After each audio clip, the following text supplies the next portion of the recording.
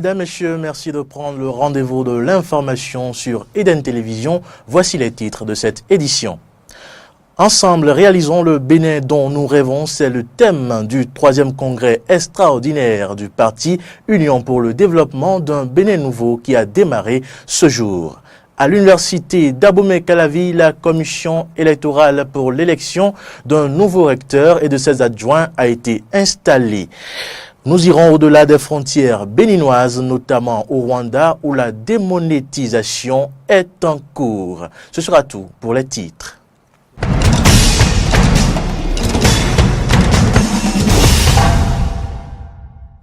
Bienvenue à toutes et à tous. Le 3e congrès extraordinaire du parti Union pour le développement d'un Bénin nouveau UDBN de l'honorable Claudine Afiavi-Prudencio a démarré ce jour, vendredi 6 octobre, à l'Est-usine d'engrais de Godomain d'Ekongbe. Cette rencontre, dont le thème est « Ensemble, réalisons le Bénin dont nous rêvons », s'achèvera ce samedi 7 octobre avec la présence effective des membres du bureau politique, cadres, militantes, militants, sympathisantes et sympathisants de l'UDBN. Le parti présentera à cette occasion les grandes résolutions issues de ces travaux. À l'université d'Abomey-Calavi, la commission de supervision des élections rectorales à l'université donc a été installée dans la matinée de ce vendredi par le représentant du ministre de l'Enseignement supérieur et de la Recherche scientifique que je vous invite à suivre. Je voudrais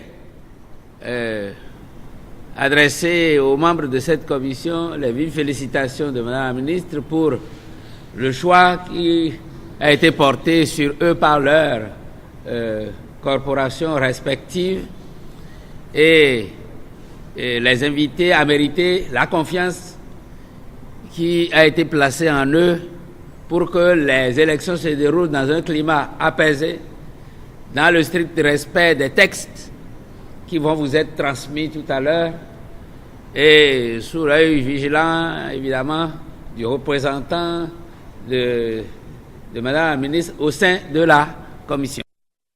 Restons à l'université d'Abomey-Calavi qui a effectué sa rentrée académique solennelle 2017-2018 dans la matinée de ce jeudi 5 octobre 2017. La cérémonie s'est déroulée dans l'amphithéâtre Idriss Déby Itno en présence des enseignants, étudiants, personnel administratif et de nombreux initiés. Arichid Setti et Denis Maroya pour le point.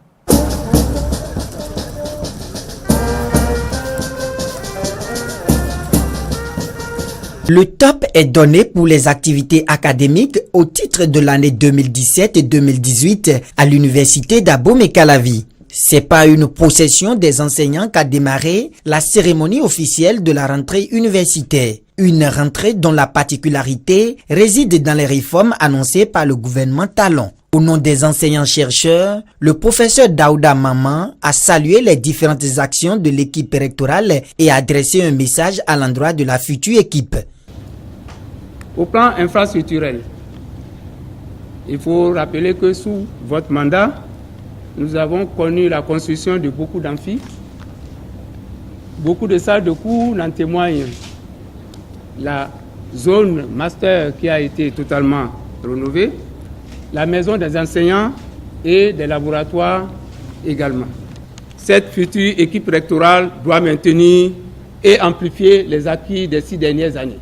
Selon Brice Sinsin, recteur de l'université d'Abomey-Calavi, le succès, c'est l'obstacle qu'on franchit. L'autorité rectorale a fait le bilan de l'année écoulée 2016-2017. L'année 2016-2017 a été aussi l'année où,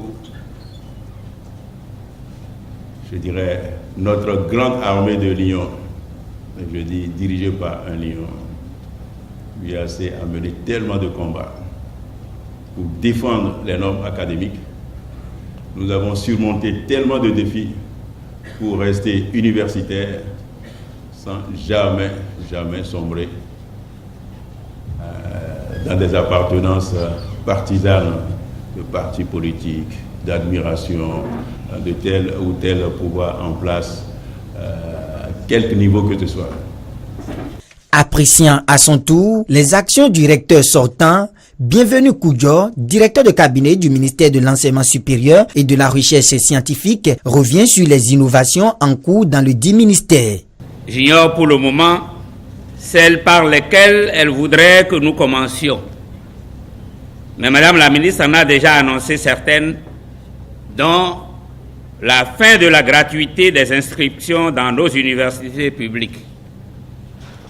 Ce qui, en réalité, n'est que l'application des décisions que nous avions prises ensemble au séminaire atelier d'évaluation du système LMD en septembre 2016 à l'hôtel Nifur de Boïcon et qui consacre le juste retour du mauvais élève qu'est le Bénin dans les normes communautaires appliquées par toutes les universités de l'espace CEDEAO. Une conférence inaugurale sur le thème « L'assurance qualité dans l'enseignement supérieur » animée par le professeur Eloge Agbossou a mis un thème à la dite cérémonie. Dans un autre registre, une équipe d'experts du cinéma et du film séjourne au Bénin. Ils ont rencontré ce jeudi les cinéastes béninois pour asseoir un cadre d'échange pour l'essor du cinéma béninois, un secteur sous-développé malgré la proximité du pays avec le géant de l'Est, le Nigeria, qui a une industrie cinématographique au top niveau. Délégation d'experts nigériens du film et du cinéma était ce jeudi au ministère de la Culture. Cette délégation, conduite par Madou Chikwendou, a rencontré certains acteurs du cinéma béninois en présence du ministre de la Culture Angèle Koué et Paulette Adjovi-Yekpe, ambassadrice du Bénin près le Nigeria. Cette séance est prévue pour ouvrir le débat sur la nécessité pour le Bénin d'envisager une collaboration avec le Nigeria dont les prouesses cinématographiques sont mondialement reconnues. Le cinéma béninois a beaucoup de problèmes qui dépendent des gouvernants, dira Ignan Signechenou. Et pour y remédier, il propose le vote du code du cinéma qui est en souffrance depuis 3 décennies. Pour un grand pas à faire pour l'épanouissement de nos cinémas, il faudra mettre en œuvre, comme vents et marées, l'adoption, ou comment dit-on, le vote de ce code par l'Assemblée. Nous pouvons accueillir un festival luxe or et les gens vont venir du monde entier. Ça va nous apporter des devises. Il suffit d'essayer. Madou Chikwendou, prenant la parole, a fait l'histoire du cinéma nigérien. Il a expliqué aux cinéastes béninois les différents parcours, les forces et faiblesses du cinéma nigérien. Il a par ailleurs fait des recommandations à ses homologues béninois. Selon lui, il est important de créer une industrie béninoise de la cinématographie dont les gouvernants auront besoin et qui les obligerait à y investir. Paulette Adjovi-Yekpe, ambassadrice du Bénin près le Nigeria, se réjouit de la rencontre et appelle les Béninois à saisir la main tendue des Nigériens. Ces genres de rencontres ne peuvent que nous édifier davantage. Depuis quelques mois que je vis dans ce pays, je me rends compte que c'est un peuple qui nous aime beaucoup, qui accorde beaucoup de valeur aux Béninois. Mais je peux vous assurer qu'ils sont prêts et ils ont la main tendue. Je peux le dire, et je le dis, mais vraiment la main sur le cœur. Avec plus de 1500 films par an, le Nigeria est devenu le 3e producteur au monde après les USA, Hollywood et l'Inde au Bollywood. En 2014, le nombre d'emplois générés par le cinéma au Nigeria est de 1 million. Malgré ces prouesses du secteur cinématographique nigérien, celui du Bénin est toujours à la traîne. Cette situation nécessite donc un cadre d'échange afin que l'expertise nigériane soit apportée au cinéma béninois. La rencontre d'aujourd'hui nous permettra de définir une feuille de route avec la délégation des spécialistes nigériens de film qui nous font l'honneur de participer à ces travaux. C'est dire combien il est important pour nous de mettre en place ce cadre d'échange qui renforcera les capacités des acteurs béninois du cinéma. À l'instar de Bollywood en Inde, Hollywood aux États-Unis et Nollywood au Nigeria, le Bénin ambitionne d'avoir lui aussi une industrie du cinéma qui soit aussi dynamique que celle précédemment citée. Peut-être l'appellerons-nous Béninwood, qui sait. Ainsi, le cadre d'échange pour le développement du cinéma béninois est mis en place. Acteurs du cinéma béninois et nigérien, désormais ensemble pour le Béninwood, que le ministre de la Culture Angèle Koué appelle certainement de tous ses vœux. Agriculture à présent, pour boucler la page nation de cette édition, le choix de l'agriculture, bien souvent, attire bon nombre de jeunes par sa rentabilité apparente, mais seuls ceux qui ont fait leur expérience dans le secteur peuvent mieux en parler. Et c'est justement ce qu'ils font dans le nouvel épisode de reportage produit par Jonas Bouchi. En dépit de leurs multiples difficultés, à s'insérer dans l'agriculture, les jeunes croient quand même à une relative rentabilité des entreprises agricoles. Si l'espace est effectivement grand et qu'on arrive à maîtriser les problèmes liés aux productions, tout ça, la terre, vraiment, ça ne m'a pas effectivement. Par rapport à la rentabilité, je crois, lorsque vous travaillez, vous allez trouver. Maintenant, il y a les manières de travailler. Il y a les manières de travailler pour ne pas tomber en faillite. Mais si vous voyez quelqu'un qui fait quelque chose aujourd'hui et que l'activité n'est pas rentable pour lui, vous n'allez plus le voir continuer demain. Si vous le voyez continuer, c'est qu'il trouve quelque chose dedans et que ça va. C'est rentable. Sans vous mentir, on peut gagner sa vie facilement avec ce métier-là. Facilement, parce que si tu as vraiment les moyens, dans 3 mois, l'économie que tu vas faire là, je ne crois pas qu'un fonctionnaire va te dépasser, je ne crois pas. Parce que si tu produis le chou demi-hectare par exemple, et le sac est à 10 000, je vois ce que ça donne déjà. Le demi-hectare, tu peux vendre à 3 millions. Tu en verras 4 millions. Dans 3 mois. Vous voyez, donc, en levant les dépenses, si ça te reste 2 millions, ça va largement. En 3 mois, tu gagnes 2 millions. Tu vas réaliser. Moi, je vois que c'est rentable. Très rentable. Mais il ne faut pas perdre de vue que cette rentabilité est tributaire à certaines conditions.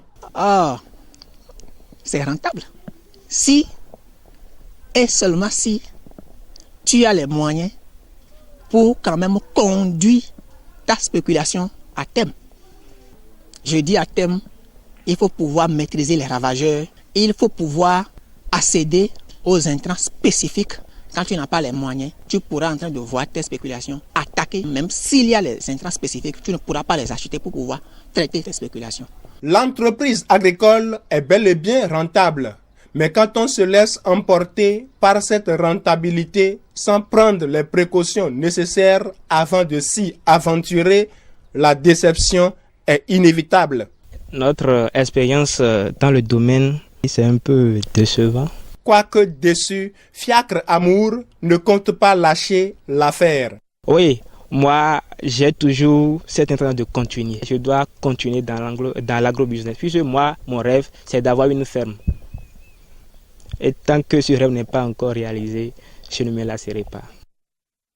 En interactualité, depuis le 1er octobre à Kigali, les passagers des bus n'ont plus besoin de liquide pour payer leur voyage. La capitale du Rwanda a généralisé un système de paiement par carte mis en place il y a 2 ans dans les transports publics. Tap & Go permet d'éviter les fraudes et de faciliter la collecte de revenus. Une première étape vers la démonétisation des transactions dans le pays.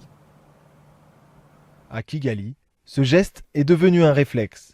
Cette carte rechargeable, baptisée Tap & Go, est désormais le seul moyen de voyager dans les bus de la capitale. Une aubaine pour les opérateurs de transport.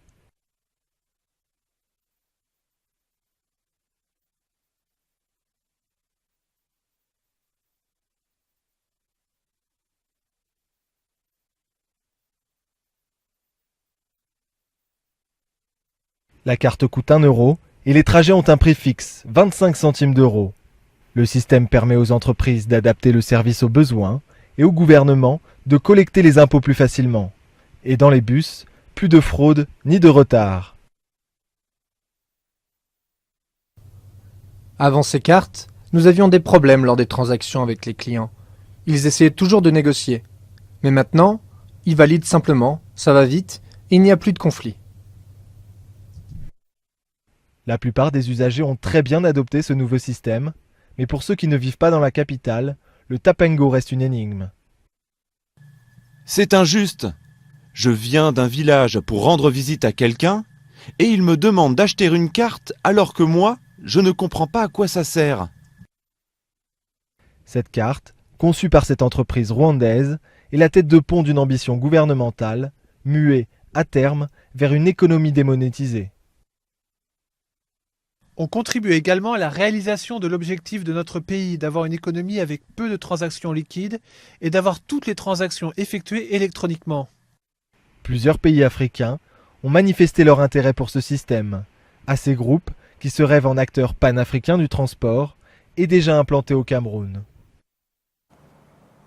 Hors de l'Afrique, le gouvernement du Costa Rica a décrété ce jeudi l'état d'urgence alors que la tempête tropicale Nat a déclenché dans le pays des pluies diluviennes qui ont fait au moins 6 morts et 15 disparus. C'est la fin de ce journal. Merci de l'avoir suivi. Au revoir.